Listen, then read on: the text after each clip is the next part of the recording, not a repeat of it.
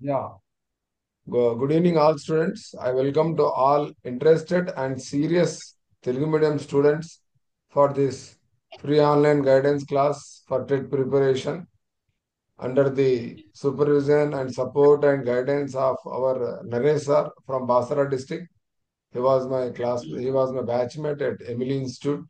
And మా ఇద్దరి గురువు ఎవరంటే డాక్టర్ మోసెస్ గారు మాకు గురువు, మాకు ఆదర్శం. మాకు ఒక మంచి జీవితం ఇచ్చారు, మంచి కోచింగ్ ఇచ్చారు. సో మేము ఎమిలీ ఇన్స్టిట్యూట్ మన డాక్టర్ మోసెస్ గారికి జీవితాంతం రుణపడి ఉంటాము.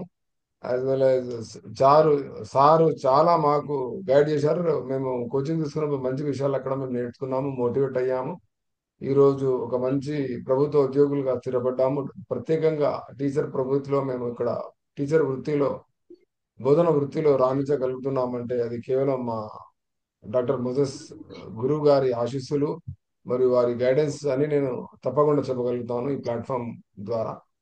సో ఇంతకుముందు మనం క్లాస్లో చదువుకున్నట్టు, డిస్కస్ చేసినట్టు పిడగాగి అంటే ఏంటిది అని మనం చూసాము. ఎవరైనా చెప్పగలుగుతారమ్మా పిడగాగి అంటే ఏంటిది? ఒక్క వాక్యంలో చెప్పగలుగుతారా పిడగాగి అంటే ఏంటిది? ఇంతకుముందు మనం నేర్చుకున్నాం కదా పిడగాగి అంటే science of teaching for the children అని నేర్పించాను, గుర్తుందా? Science of teaching teaching for the children for the children అని నేర్పించాను. ఇవి ఇక్కడ చూడండి పైన first line science of teaching for the children అని మనం డిస్కస్ చేశాము. చిల్డ్రన్ అంటే 14 సంవత్సరాల వాళ్ళు. అయితే మనము ఎలా చదవాలి అనే దాని మీద కూడా మనం డిస్కస్ చేశాం. ఎట్ ద సేమ్ టైం మీకు ఒక క్వశ్చన్ అడిగాను నేను, why you want to become a teacher అంటే మీ జవాబు ఏముండాలని చెప్పాను నేను? I was born to be teacher అని మీ జవాబు ఉండాలని అని ఇదొక సెంటెన్స్ మీకు నేర్పించాను. అంటే మోటివేషన్ లో భాగంగా. తర్వాత డిస్లెక్సియా అంటే మీకు ఒక తారే జమీన్ పర్ మూవీలో ఒక సీన్ ఉంది, మీకు అది గ్రూప్ లో కూడా యూట్యూబ్ లింక్ షేర్ చేశాను. చూశారా? వీడియో చూశారా? ఇషాంత్ అనే బాబుకి చూసినాం చదవడం సార్. రాదు. అయితే చదవడంలో ఏమైనా ప్రాబ్లం ఉంటే, చదవడంలో వైకల్యం ఉంటే, అంటే చదవడానికి రాకపోతే డిస్లెక్సియా అంటాము. ఏమైనా ఇబ్బందులు ఎదుర్కొంటే, రాయడంలో ఇబ్బందులు ఎదుర్కొంటే పిల్లలు, దానికి ఏమంటాం మనము? Dysgraphia dysgraphia. అంటాము. సో ఇలానే ప్రతి క్లాసులో వ్యక్తిగత భేదాలు ఉంటాయి, ఇండివిజువల్ డిఫరెన్స్ ఉంటాయని మనం నేర్చుకున్నాం. పెడగాగి అంటే ఏంటి? పైడోస్ అండ్ ఏగో అనే 2 అక్షరాలు. ఏ భాషకు చెందిన అక్షరాలు ఇవి?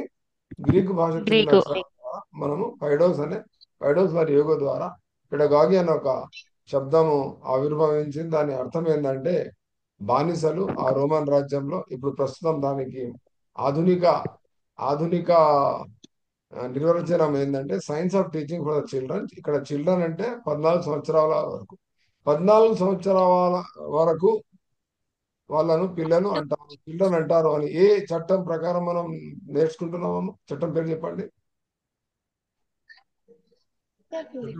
స్క్రీన్ మీద రాస్తున్నా, ఆర్టీ యాక్ట్ 2009, విద్యా హక్కు చట్టం 209 ప్రకారం. ఇది కూడా గుర్తుండాలి మీకు, ప్రతిదీ గుర్తుండాలి, మీరు మర్చిపోవద్దు. మీరు మన రికార్డ్ చేయమంటున్నారు, రికార్డ్ కూడా చేసిన, రికార్డింగ్ చూసిన తర్వాత మర్చిపోతామా? మీరు ప్రతిదీ నోట్బుక్ లో రాసుకోవాలి.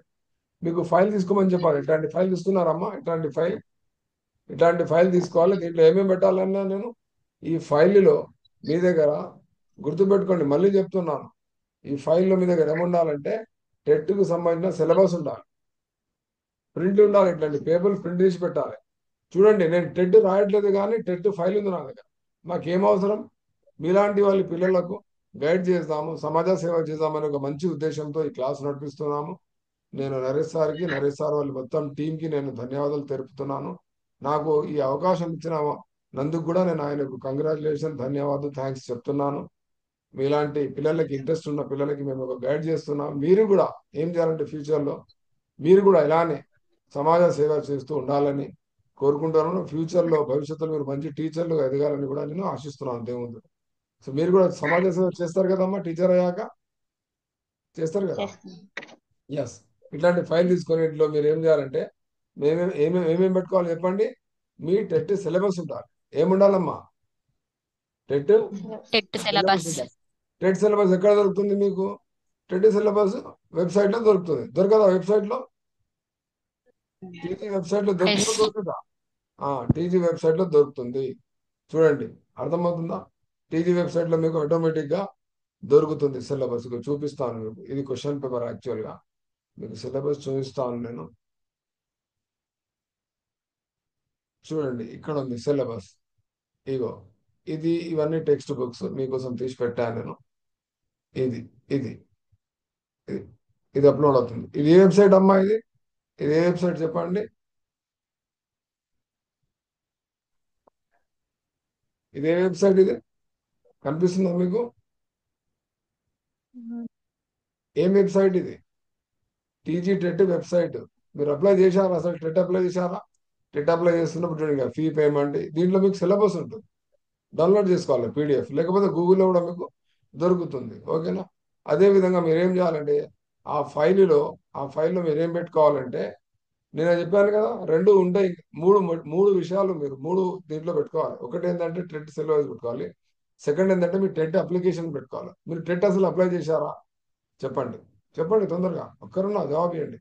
చేసినాం చేసాం sir.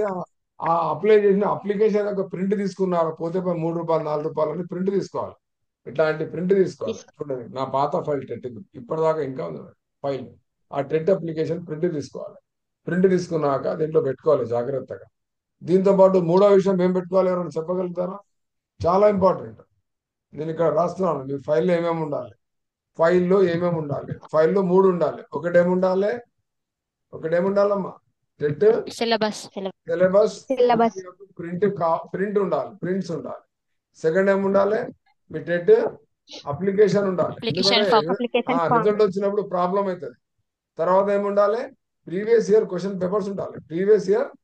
Question papers question papers ఉండాలి. ఫర్ ఎగ్జాంపుల్ ఇక్కడ క్వశ్చన్ పేపర్ ఉంది చూడండి. ఈ పేపర్ మీకు కనిపిస్తుందా? క్వశ్చన్ పేపర్ కనిపిస్తుందా? క్వశ్చన్ పేపర్ స్క్రీన్ మీద. ఎస్ కనిపిస్తుంది. ఇట్లాంటి క్వశ్చన్ పేపర్లు ఒక 4-5 క్వశ్చన్ పేపర్లు ప్రింట్ తీసుకొని జాగ్రత్తగా ముందు పెట్టుకొని ఈ క్వశ్చన్ తెలుగులో ఇంగ్లీష్లో చదువుతూ దానికి అనుగుణంగా మనం ఏం చేయాలంటే మన ప్రిపరేషన్ ను సాగించాలి. సార్ మన ఈ క్వశ్చన్ పేపర్లు ఎక్కడ దొరుకుతాయంటే మనకు సాక్షి.com అని, సాక్షి.education.com అనే వెబ్సైట్ ఉంది గూగుల్లో. ఈనాడు ప్రతిభ అనే వెబ్సైట్ ఉంది. కనిపిస్తుందా ఈనాడు ప్రతిభ అని? దీని మీద పింక్ కలర్ లో కనిపిస్తుంది, ఆరెంజ్ కలర్ కనిపిస్తుందా? ఈనాడు ప్రతిభ.net అని. లేకపోతే మొన్న జ్యోతి మేడం పంపించిన క్వశ్చన్ పేపర్లు కూడా ఉన్నాయి మనకు. అడ్డా 24.అడ్డా ఇది ఉంది కదా, ఆ క్వశ్చన్ పేపర్లు అవన్నీ ప్రింట్ తీసి మీరు ఏం చేయాలంటే ఫైల్లో పెట్టుకోవాలి. ఇప్పుడు చెప్పండి, ఈ ఫైల్లో ఏమేమి పెట్టుకోవాలమ్మా? 3 పెట్టుకోవాలని చెప్పాను. ఏమేమి పెట్టుకోవాలి ఫైల్లో? తొందర చెప్పండి. ఒకటి సిలబస్ పీడిఎఫ్ ఉండాలి మీ దగ్గర. మీరు గురువు చెప్పిన మాటను పాటించాలి. రేపు ఫైల్ తీసుకోవాలి. ₹10 ₹20 ఫైల్ వస్తుంది. అర్థమవుతుందా? సిస్టమేటిక్ ఉండాలమ్మా. మంచిగా డిసిప్లిన్ తో ఉండాలి. మీరు అలా ప్రిపేర్ కావాలి. అడ్డమైన పిచ్చోన్ లెక్క ఏం చూడండి. ఇప్పుడు ఇంత మంచి గైడెన్స్ ఎక్స్పర్ట్స్, ఇంత మంచి అనుభవమైన టీచర్లు మీకు గైడ్ చేస్తున్నారు. ఆ గైడెన్స్ మీరు ఫాలో కాకపోతే ఏమవుతుందంటే మరి మీరు చదువు మళ్ళీ అంత పనికి రాకుండా పోతుంది. కాబట్టి మేము చెప్పినా మీరు పాటించాలి. ఫైల్ తీసుకోండి, సిలబస్ కాపీ ప్రింట్ చేసి పెట్టండి. తర్వాత మీ అప్లికేషన్ ఎక్కడుంది చెప్పండి ప్రస్తుతం. ఒక్కరు ఆన్సర్ చేయండి. మీరు టెట్ అప్లై చేసిన అప్లికేషన్ ఎక్కడ ఉంది? ఫోన్లో ఉంటుంది కదా, పీడిఎఫ్ లో ఉంటుంది. నేనేమంటున్నా అంటే ఫైల్ కూడా పెట్టుకోండి. ఒకటి ఫైల్, మొబైల్ నమ్మొద్దు. ఒక్కొక్కసారి మొబైల్ మిస్ అవుతుంది, మొబైల్ ఖరాబ్ అవుతుంది, మొబైల్ దొరకదు, ఈమెయిల్ ఓపెన్ కాదు, చాలా ప్రాబ్లమ్స్ అవుతాయి. అప్లికేషన్ ఫైల్లో పెట్టుకోండి జాగ్రత్తగా. ఇంట్లో అల్మారీ ఉంటుంది, ఒక మంచి డెస్క్ లో పెట్టుకోండి, టేబుల్లో పెట్టుకోండి జాగ్రత్తగా. 3-4 క్వశ్చన్ పేపర్లు కూడా ప్రింట్ తీసి పెట్టుకోండి. ఓకేనా? మంచి సలహా ఉందా లేదా చెప్పండి. సలహా మంచిగా ఉందా లేదా చెప్పండి. తర్వాత మనం డిస్కస్ చేస్తున్నప్పుడు కొన్ని ముఖ్యమైన టాపిక్స్ ఏం డిస్కస్ చేసుకున్నామమ్మా? పిడగాగి అంటే ఏది డిస్కస్ చేసుకున్నాము. ఓకేనా? తర్వాత చిల్డ్రన్ అంటే ఎవరు నేర్చుకున్నాము. తర్వాత ఇంకేం చేసుకున్నాము మనము? పెరుగుదల కదా, పెరుగుదల అంటే గ్రోత్ నేర్చుకున్నాము. తర్వాత వికాసం అంటే ఏంటిది? వికాసం అంటే డెవలప్మెంట్ అని నేర్చుకున్నాము కదా. తర్వాత ఆ తర్వాత బోధన అంటే ఏందమ్మా? బోధన అంటే టీచింగ్ నేర్చుకున్నాము. తర్వాత అభ్యసనం అంటే ఏంది నేర్చుకున్నాము కదా. అభ్యసనం అంటే లెర్నింగ్. దీంతో పాటు మీరు ఏం అడల్ట్స్. నేర్చుకోవాలంటే ఇంకొక పాయింట్ ఉంటుంది, పరిపక్వత అని. ఏంటుంటది అది? పరిపక్వత. ఇది చెప్పడం మర్చిపోయాను. ఇంగ్లీష్లో ఏమంటారు దీనికి? మెచ్యూరిటీ అంటారు. తర్వాత అర్థమైందా? తర్వాత ఇంకోటి ఏముంటుంది అంటే అనువంశికత. ఏంది? అనువంశికత. అనువంశికత ఇంగ్లీష్లో ఏమంటారు అమ్మా? హెరిడిటీ అంటారు. ఏమంటారు? హెరిడిటీ అంటారు. ఇలా Heredity. ఇలా కొన్ని ముఖ్యమైన పదాలను మీరు నేర్చుకోవాలి. ఓకేనా? ముఖ్యమైన పదాలను మీరు నేర్చుకోవాలి. చూడండి, ఇవాళ నేను మీకు గ్రూప్ లో కొన్ని ఫోటోలు షేర్ చేశాను. గుర్తుందమ్మా మీకు? కొన్ని నేను ఫోటోలు సార్ షేర్ చేశారా గ్రూప్ లో వీళ్ళకు? పెట్టారు సార్. చేశాను. అదే గ్రూప్ లో ఉన్నాయి, మీరే. పెట్టాను. అవును. ఇది పెట్టాను నేను. ఫర్ ఎగ్జాంపుల్ ఇది చూడండి. ఫస్ట్ ఇదేనా ఫస్ట్? దాంట్లో మొత్తం తెలుగు నోట్స్ ఉన్నాయి, మంచి నోట్స్ ఉన్నాయి. చూసారా మీరు? చూసినాం. ఫస్ట్ పేజ్ ఏముందమ్మా చెప్పండి? ఫస్ట్ పేజ్ లో ఏముంది? ఈ ఫస్ట్ పేజ్ లో ఇది నేను మీ స్క్రీన్ మీద కనిపిస్తున్న పేజ్ లో ఏముంది? మూడు పదాలు ఉన్నాయి. ఒకటి పెరుగుదల. పెరుగుదల, వికాసం, వికాసం అంటే ఏంటిది? పరిపక్వత అంటే. ఓకేనా? పెరుగుదల అంటే ఒక వ్యక్తిలో సంభవించే శారీరక మార్పులు, అంతే కదమ్మా పెరుగుదల అంటే. దాని గురించి మొత్తం డీటెయిల్ గా నోట్స్ ఇచ్చాను. చూసి మీరు నోట్స్ తయారు చేసుకోగలుగుతారా చెప్పండి? లేకుంటే చెప్పాలన్నా? ఏమైనా డౌట్ ఉంటే అడగండి. ఇప్పుడు మనిషి యొక్క మెదడు పెరుగుతుంది. ఇది వికాసమా, పెరుగుదలనా, పరిపక్వతనా? మెదడు పెరుగుతుంది. శరీర భాగాలు, చేతులు, కాళ్ళు, ఎత్తు పెరుగుతుంది. ఇది దేనికి ఉదాహరణ? ఎత్తు పెరుగుతుంది అంటే ఇది పెరుగుదల. ఓకేనా? ఎత్తు పెరుగుతుంది అంటే పెరుగుదల. ఓకే. తర్వాత ఈ ఈ శారీరక మార్పులతో పాటు ఒక మనిషిలో జరిగే ఇతర ఇతర ఏమంటారు, ఇతర మార్పులు, మానసిక మార్పులు కానీ, ఉద్యోగ మార్పులు కానీ, సాంఘిక మార్పులు కానీ, లైంగిక మార్పులు కానీ, భాషాపరమైన మార్పులు కానీ, ఇతర వేరే మార్పులు కూడా సంభవిస్తాయి మనిషి జీవితం. అర్థమవుతుందా? సో దాన్ని ఏమంటామంటే మనం వికాసం అంటాం. సో ఇప్పుడు చెప్పండి, వికాసం పెద్దదా, పెరుగుదల పెద్దదా? వికాసం చాలా విస్తృతమైనది. వికాసం విస్తృతమైనది మరియు పెరుగుదల అనేది అది సంకుచితమైనది. పెరుగుదల అనేది దేంట్లో భాగం? వికాసంలో భాగం. పెరుగుదల అనేది ఒక రోజు ఎప్పుడో ఒక జీవితంలో ఒక దశలో ఆగిపోతుంది. కానీ వికాసం మాత్రం జీవితాంతం ఏమవుతుంది చెప్పండి? కొనసాగుతుంది. ఎప్పుడైనా కొనసాగుతుంది. మన జీవితాంతం అమ్మ కడుపులో జైగోట్ దశ నుంచి, జైగోట్ అయినప్పటి నుంచి చనిపోయే వరకు వికాసం అనేది ఏమవుతుందంటే జీవితాంతం కొనసాగుతుంది. ఉదాహరణకు మీరు ఒక దేశంకి వెళ్ళారు, జపాన్ దేశంకి వెళ్ళారు. జపాన్ దేశంలో మీరు జపాన్ అనే భాషను నేర్చుకున్నారు. ఇది దేనికి ఉదాహరణ చెప్పండి? జరిగింది, మీరు మార్పు జరిగింది. మీరు ఒక భాషను నేర్చుకున్నారు, అభ్యసనం చేశారు, ఎవరో మీకు టీచింగ్ చేశారు, లేకపోతే అనుభవం ద్వారా మీలో మార్పు వచ్చింది. నిన్న నేను చెప్పాను కదా, అభ్యసనం యొక్క నిర్వచనంలో ఏం చెప్పాను నేను? అనుభవం వల్ల కానీ, తర్ఫీదు వల్ల కానీ, లేకపోతే బోధన ద్వారా కానీ మానవుని ప్రవర్తనలో వచ్చే దాదాపు శాశ్వతమైన మార్పులు ఏమంటున్నాం అంటే మనం లెర్నింగ్ అంటున్నాం. అర్థమవుతుందా? ఇది మీరు మర్చిపోవద్దు. రికార్డింగ్ లో మీరు విన్నారు, విని నోట్స్ తీసుకున్న తర్వాత కూడా మర్చిపోవద్దు ఈ పాయింట్. ఓకేనా? సో ఇట్లాంటి నేను పెరుగుదల అంటే ఏంటిది, వికాసం అంటే ఏంటిది, మళ్ళా వికాసం అనేది ఏంటంటే ఇది సమగ్రమైనది మరియు ఇది పెరుగుదల అనేది సంకుచితమైనది. ఓకే. మరియు ఈ గ్రోత్ అనేది, పెరుగుదల అనేది పరిమాణాత్మకమైనది. పరిమాణాత్మకమైనది అంటే క్వాంటిటేటివ్ చేంజ్. ఓకేనా? మరి వికాసం అంటే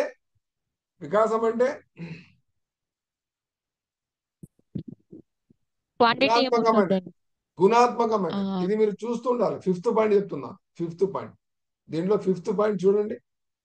దీంట్లో మీ దగ్గర మొబైల్లో ఉంటుంది, డౌన్లోడ్ చేసుకుంటారు ఇమేజెస్, మీరు మొబైల్లో చూసుకోవాలి. 5th point qualitative and quantitative. So ఇప్పుడు క్వాలిటేటివ్ ఏంది? Development is a qualitative change, వెరాస్ growth is a quantitative change. ఇలా మీరు డిఫరెన్స్ చేసుకుని చదువుకోవాలి. ఓకేనా? మరి పరిపక్వత అంటే ఏంది? చదవండి, లాస్ట్ ఏముంది? జన్మతః వ్యక్తిలో ఉన్న సహజ సామర్థ్యాలు వయసుతో పాటు, దేనితో పాటు? వయసుతో పాటు ఏమవుతాయంటే వికసించడం, దాని పరిపక్వత అంటాం. ఫర్ ఎగ్జాంపుల్, ఒక బాబు పుట్టగానే నడవడు. పుట్టగానే నడుచురా బాబు? బాబు పుట్టగానే నడవడు. లేదు. ఆ అయితే కొన్ని నెలల తర్వాత బోర్ల పడతాడు.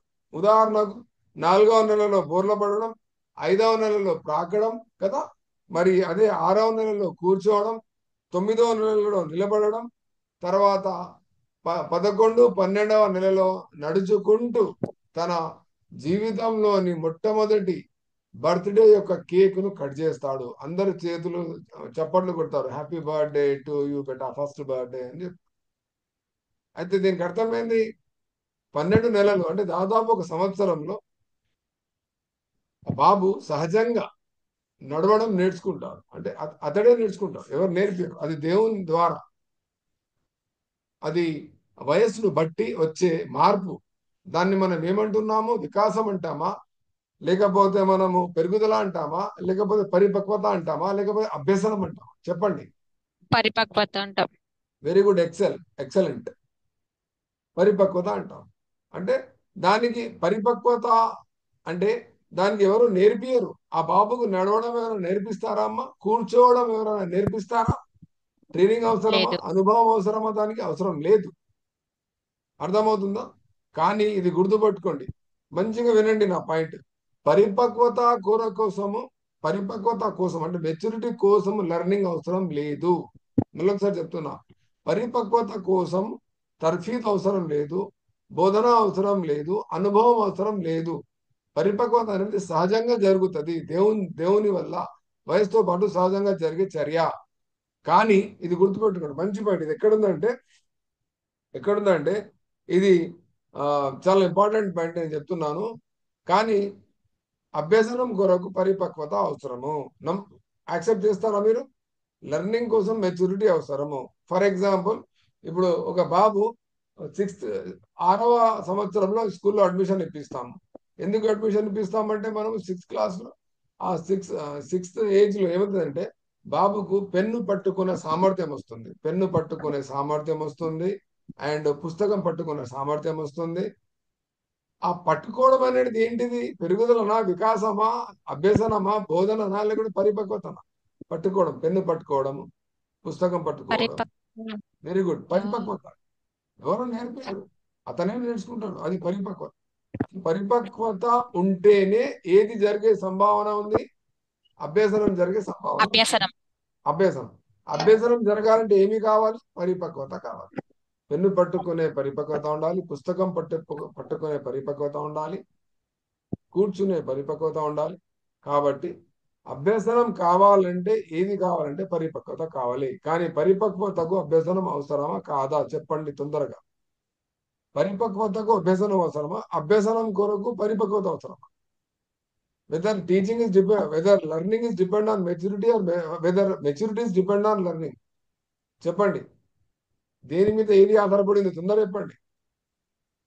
అభ్యాసం కొరకు పరిపక్వత. పరిపక్వత ఉంటేనే బాబు అభ్యసనం చేయగలుగుతాడు. అర్థమైందా మీకు? పాయింట్ అర్థమైందమ్మా? పరిపక్వత అనేది సహజంగా జరుగుతుంది. ఓకేనా?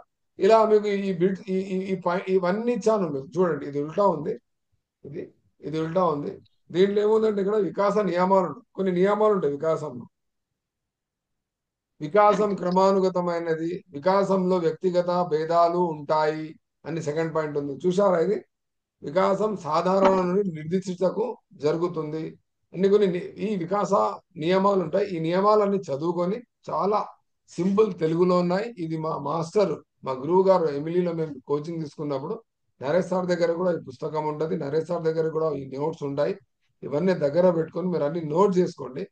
నోట్ చేసుకున్న తర్వాత మీకు ఏమైనా డౌట్స్ ఉన్నప్పుడు మళ్ళొకసారి ఫ్యూచర్లో ఎప్పుడన్నా మళ్ళీ ఒక 15 days 10 days తర్వాత మళ్ళీ టెట్ కన్నా ముందు వీలైతే 1 2 క్లాసులు పెట్టడానికి ట్రై చేస్తాను. సార్ నాకు 2 రోజుల సమయం అడిగాడు కాబట్టి నేను మొన్న ఒక క్లాస్ టైం ఇచ్చాను, ఇవాళ ఒక క్లాస్ టైం ఇస్తున్నాను మీకు. వీలైతే మనం సెకండ్ సెషన్ కూడా జరుపుకుంటాం. సెకండ్ సెషన్ కూడా ఉంటుంది. ఈ సెషన్ తర్వాత 10 minutes గ్యాప్ తర్వాత మీరు జాయిన్ కావాలి. ఓకేనా? సో ఇలా ఏముంటాయంటే డెవలప్మెంట్ ప్రిన్సిపల్స్ ఉంటాయి. చదవండి, మీ దగ్గర డౌన్లోడ్ చేసినది ఉంటే ఫోటో మొట్టమొదటి నియమం ఏముందమ్మా? వికాసం క్రమానుగతమైనది, అంటే ఒక ఆర్డర్ లో ఫాలో అవుతుంది వికాసం. చూడండి, బాబు పుట్టగానే నిలబడతలేడు. బాబు పుట్టిన తర్వాత ఫస్ట్ బోర్ల పడడం, ప్రాకడం కదా, కూర్చోవడం, నిలబడడం, తర్వాత మెల్లమెల్ల ఇట్లా నడవడం, ఇలా వన్ బై వన్ ఒక ఆర్డర్ లో ఒక సీక్వెన్స్ లో ఏమవుతుందంటే వికాసం అనేది అభివృద్ధి చెందుతుంది. దీనికి తెలుగులో ఏమంటామంటే వికాసం అనేది క్రమానుగతమైనది అనే దానికి ఉదాహరణ. ఓకేనా? సో ఇలా కొన్ని నియమాలు ఉంటాయి, ఆ నియమాలన్నీ మీరు నేర్చుకోవాలి. ఓకేనా? దీంట్లో ఏమైనా డౌట్స్ ఉన్నాయా చెప్పండి. ఈ వికాస నియమాల్లో మీకు వికాస నియమం నుంచి ఒక ప్రశ్న రావచ్చు. వికాస నియమం నుంచి ఒక ప్రశ్న రావచ్చు. వికాసం సంకుచితమైనది సత్యమా అసత్యమా? వికాసం సంకుచితమైనది. ఫిఫ్త్ పాయింట్, ఈ షీట్ లో ఫిఫ్త్ పాయింట్, సెకండ్ పేజ్ లో. చెప్పండి, అబద్ధమా నిజమా? రాంగ్. వికాసం సంకుచితమైనది కాదు, ఇది వికాసం చాలా విశాలమైనది. కాదు. ఓకేనా? వికాసం చాలా ఆ, విశాలమైనది, అంటే విస్తృతమైనది. Development has big scope. ఓకేనా? ఇది ఒకటి పాయింట్. ఇట్లా మీరు అన్ని మీరు నేర్చుకోవాలన్నట్టు. ఓకేనా? ఓకే, నెక్స్ట్ పేజ్ చూద్దాం. నెక్స్ట్ పేజ్ లో నేను ఇది పంపించిన తర్వాత మీరు అన్ని చూసుకున్నారమ్మా? మీరు ఈ పేజెస్ అన్ని చూసుకున్నారా? తర్వాత అనువంశికత అని ఉంది, కనిపిస్తుందా మీకు? అనువంశికత, వ్యక్తి వికాసంలో వ్యక్తి వికాసంలో అనువంశికత. అసలు అనువంశికత అంటే ఏంటిది నేను మీకు నేర్పించాలనుకుంటున్నాను. అనువంశికత అంటే ఏంటిది చెప్పండి. వాట్ డూ మీన్ బై అనువంశికత? అనువంశికత అంటే అనువంశికత అంటే సార్ తల్లిదండ్రుల నుండి కానీ తాతల నుండి కానీ తల్లిదండ్రుల నుండి కాదు, వంశపారపర్యంగా తాత ముత్తాతల నుండి తల్లిదండ్రుల నుండి వంశపారపర్యంగా పిల్లలకు వచ్చే కొన్ని ఏంటి చెప్పండి, మార్పు మార్పులు కాదు. ఏముంటాయంటే కాదు కొన్ని కాదు జన్యుపరమైన జన్యు జీన్స్ వల్ల, వల్ల. ఆ, జీన్స్ వల్ల ఏమంటే కొన్ని లక్షణాలు వస్తాయి. కొందరి తల్లిదండ్రులు తెల్లగా ఉండి పిల్లలు కూడా తెల్లగా ఉంటారు. కొంతమంది తల్లిదండ్రులు కొంచెం కలర్ షేడ్ ఉంటే వాళ్ళ కూడా కలర్ షేడింగ్ ఉంటుంది. కొంతమంది తల్లిదండ్రులు చాలా జ్ఞానవంతులు ఉంటే పిల్లలు కూడా జ్ఞానవంతులు అవుతారు. కొంతమందికి పిల్లి కళ్ళు అంటే ఈ కలర్ ఏమైనా చేంజ్ ఉంటే ఆ పిల్లల కలర్ కూడా కలర్ ఇట్లా కూడా వస్తాయి, ఏమవుతుందంటే చేంజ్ ఉంటుంది. ఈ చేంజ్ వస్తాయి. దంతాలు ఇట్లా ఉంటే పిల్లలు కూడా దంతాలు అట్ట వచ్చే అవకాశం ఉంది. ఇలా లక్షణాలు, వాళ్ళకు డయాబెటీస్ ఉంటే వీళ్ళకు డయాబెటీస్ రావచ్చు. ఇట్లా కొన్ని లక్షణాలు ఏమంటారంటే ఇట్లా తరతరాల నుండి ఇతర తరాలకు వస్తాయి. దీన్ని మనం ఏమంటామంటే అనువంశికత అంటాం. అనువంశికత అంటే ఏంటంటే బీజం. ఇది ఎలా డెవలప్ అవుతుంది? ఇది ఎలా డెవలప్ అవుతుంది? స్త్రీ అండము పురుషుని శుక్రకణము కలయిక వల్ల ఏమవుతుంది? ఫలదీకరణం చెందుతుంది. అండం ఏమవుతుంది? ఫలదీకరణం అంటే ఏంటంటే fertilization. జైగోట్ అంటాం. దానికి ఏమంటామంటే Check. సంయుక్త బీజం. ఆ సంయుక్త బీజాన్ని ఏమంటామంటే ఇంగ్లీష్ లో జైగోట్ అంటాం. Childhood Good. ఎవరి కలయిక? స్త్రీ అండము మరియు పురుషుని Male and శుక్రకణం, ఈ female. రెండుటి కలయిక వల్ల ఫలదీకరణం చెందిన సంయుక్త బీజాన్ని మనం ఏమంటున్నామంటే జైగోట్ అంటాం. అప్పుడు Correct. ఏమవుతుందంటే ఎక్స్ క్రోమోజోమ్ వై క్రోమోజోమ్ రెండు కలుస్తాయి. కలిసినప్పుడు తల్లిదండ్రుల లక్షణాలు తాత ముత్తాతల లక్షణాలు ఇతర తరాలకు సంక్రమించే, వ్యాప్తి చెందే, లేకపోతే అది ట్రాన్స్ఫర్ అయ్యే అవకాశం ఇక్కడ ఉంది. ఇది అనువంశికత అంటాం. కొందరు బట్టతల ఉంటుంది. ఇప్పుడు నాకు కూడా ఉంది. అంటే బట్టతల తాత ముత్తాతల నుంచి అందరికీ ఆ బట్టతల అనేది అందరికీ వస్తుంది. మీకు అర్థమవుతుంది? ఆ కాన్సెప్ట్ అర్థమవుతుందా చెప్పండి నాకు. ఎస్ సార్, ఎస్ అవుతుంది అర్థమైంది. సార్. క్రోమోజోముల జతలెన్ని మానవుల్లో? క్రోమోజోముల జత ఈ పేజ్ లో పాయింట్ నెంబర్ 1 23. 23 జతలు ఉంటాయి. మొత్తం క్రోమోజోమ్లు ఎన్ని 23. ఉంటాయి? 46 క్రోమోజోమ్లు ఉంటాయి. ఎన్ని 23. క్రోమోజోమ్లు ఉంటాయి? 46 క్రోమోజోమ్. 46 ఉంటాయి, 23 పేర్స్ ఉంటాయి. 23 పేర్స్. 23 పేర్స్ లో 22 పేర్స్ సేమ్ ఉంటాయి. ఒక 1 పేరు ఏముంటది అంటే అది Sexual. లింగ నిర్ధారణ పేరు ఉంటుంది. ఏముంటుంది? అది లింగ నిర్ధారణ జత ఉంటుంది. లింగ నిర్ధారణ జత అంటే ఎక్స్ వై. అర్థమవుతుందా? ఎక్స్ అంటే ఫీమేల్, Decide వై చేస్తారు. అంటే మేల్ అన్నట్టు. అర్థమవుతుందా? లింగ నిర్ధారణ అవుతుంది. ఓకే, ఇలా మీరు ఈ అనువంశికత మీద పరిశోధనలు చేసిన వ్యక్తి పేరు చెప్పగలుగుతారా?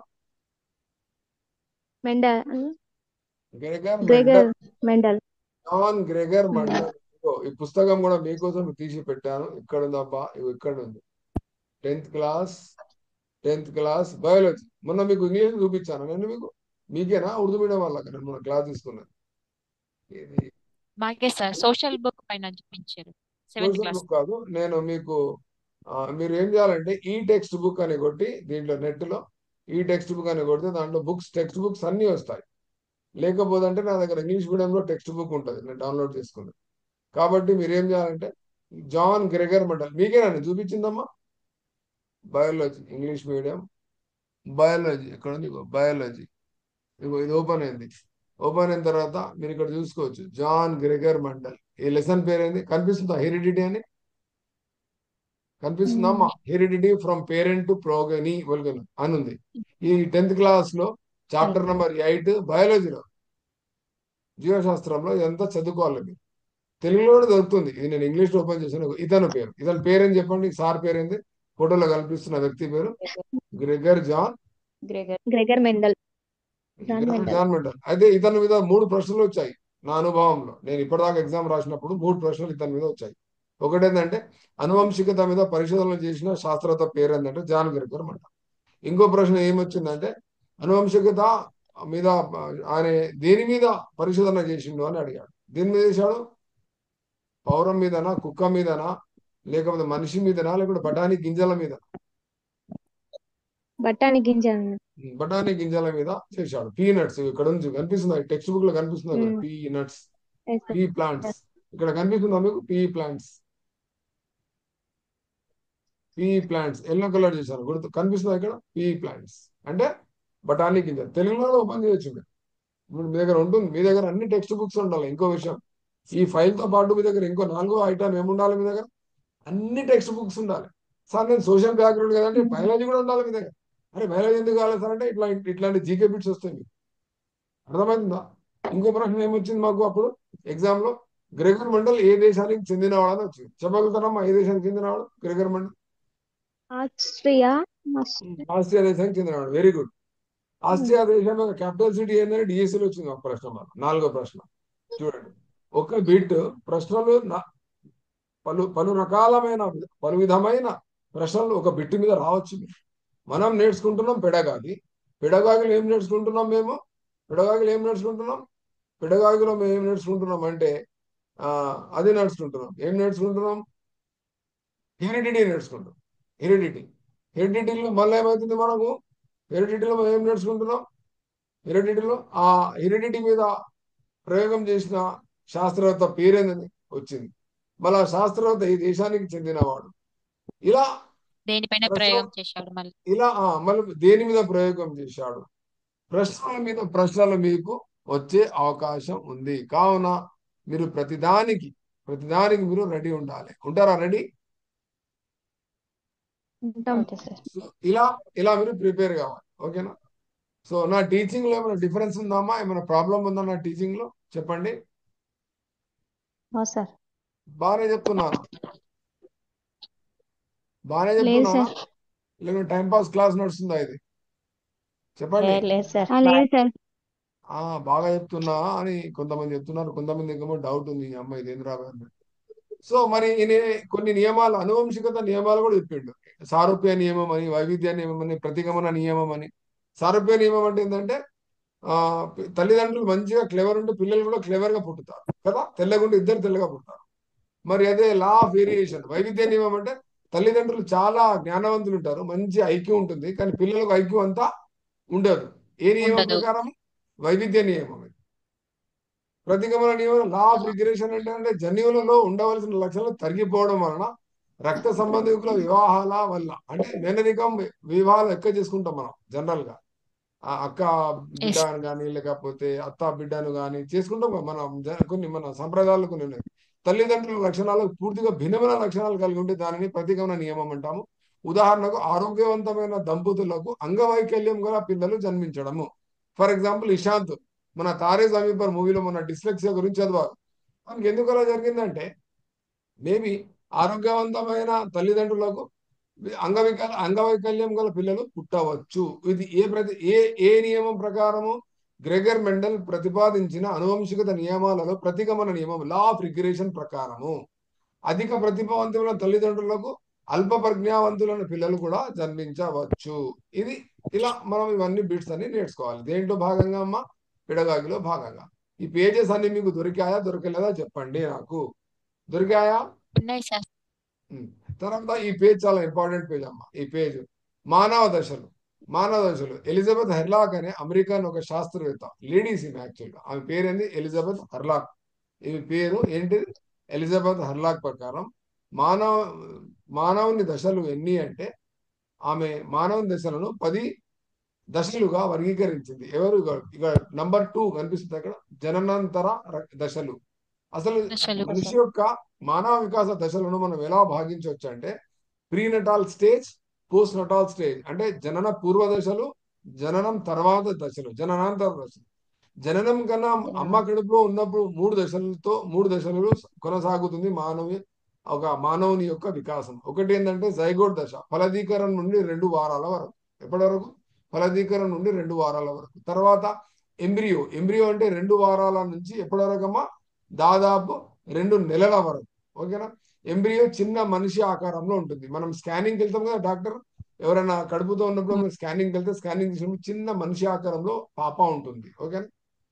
తర్వాత తల భాగంలో పెరుగుదల ఎక్కువగా జరిగే దశ ఏంటంటే ఎంబ్రియో దశ. గుర్తుపెట్టుకోండి. ఈ ఈ ప్రశ్న సీటెడ్ లో ఒకసారి అడిగాడు.